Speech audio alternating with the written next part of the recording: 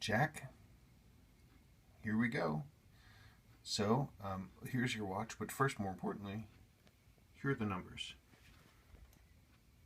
You'll remember we were getting terrible beat error and incredibly low numbers out of your watch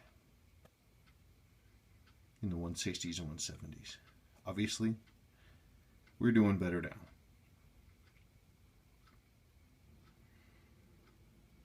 So we have, right now in this position, it's not gaining or losing any time at all. 228, 230 amplitude, which is, that's 60, 50, 60 points higher than we were before. Basically no beat error at all, only a tiny little bit. Where you see the little bit of the diagonal stuff that's going here, that's a little bit of beat error. Where it's a flat line, that's no beat error. This is quite good. So, I'm happy with that. Here is your watch. Now, let's talk about some of the things. The loom inside your pip started disintegrating, started coming apart on me. So this is your original loom. I had to rebind it and basically reconstitute the loom, which had turned to powder, back into fixed loom again. And so that took a little bit of work to do, but not much. This is your original sweep hand. All I did was, under a 10-power microscope, I very carefully cleaned off some of the corrosion that was around these, because this is so nice and original with its original loom and the original pink stoplight there. I mean, we needed to use this hand because the aftermarket hands are just terrible. They're not worth even thinking about.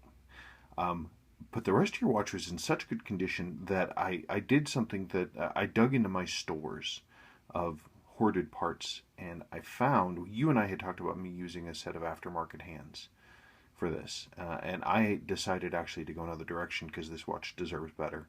And so this is an original set of hour and minute hands. They had bad loom, and I stripped out the loom and re-loomed them, but as we discussed, but the hands themselves, these are original. So your watch is still all original Seiko. None of it is aftermarket. By the way, a few interesting things. Going to bore you here for a little bit. Your movement was unbelievably spotless, like crazy, like suspiciously, weirdly spotless. Like there wasn't a bit of lubrication in it anywhere, not even inside the mainspring. And the mainsprings are packed with this grease. It turns black over time. Your mainspring was as bright and shiny as this case. There was no lubrication at all anywhere inside the entire watch. It was like somebody took it apart, cleaned it, and then put it back together without using any lubrication at all. That's what it looked like to me, which I've never seen that before. It's crazy. Your watch generally was quite good inside. It had one bad part. This, which is the fourth wheel and pinion. This is the wheel that's underneath your center hand, your sweep seconds hand right there. Yours is bad. It had a little bit of lash and the pivot was worn. Nothing bad. The other thing that I did replace, and we can discuss this. This is your original crystal. You can see that it's got some scratches on it, but it's not bad. It's a later crystal, which is interesting. These watches, well, this crystal the designation is 30W10GN00. Seiko made at least 4 versions of this crystal. This watch would have come with what was called a Type 1. This crystal is a later one. This is it's not quite a Type 3. It might be a Type 2, but they're almost never seen because it's lower. These are 3.8 millimeters high. These are like 3.6. So this is one of the things.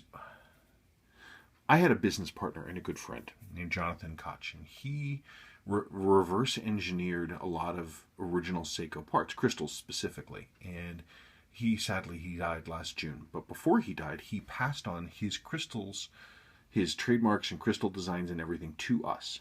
So we are the only people in the world that make these crystals. This is a Type 1. This is what this would have had when it was originally made.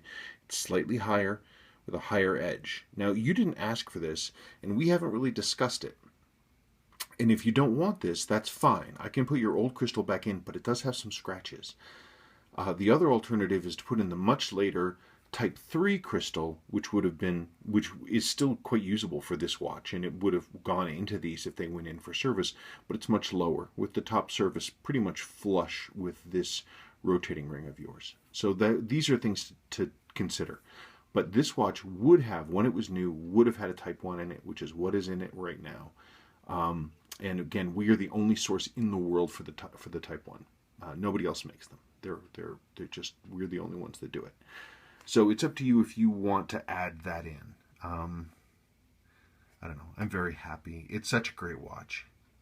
Cleaned the dial and I cleaned the indices. And again, that's an original set of hands that I reloomed. That's your original sweep hand. It's a new crystal. They're all new seals in it with the exception of the crown, because those crown seals cannot be renewed right now, at least not by me. I know one person who might have the ability to do it, but I know the crown gets kind of hacked up when it gets done because they're not meant to be replaced. Other than that, I think we're pretty much ready to go. And again, if you want to look at the numbers some more, you can see that they are, I mean, we're obviously much improved. Much happier watch. Pretty good stuff. Okay, you let me know what you want to do. My recommendation would be this crystal, the Type 1. That's what I would do if it was my watch. And I certainly think the watch is worth it, but I will do whatever you want. You tell me.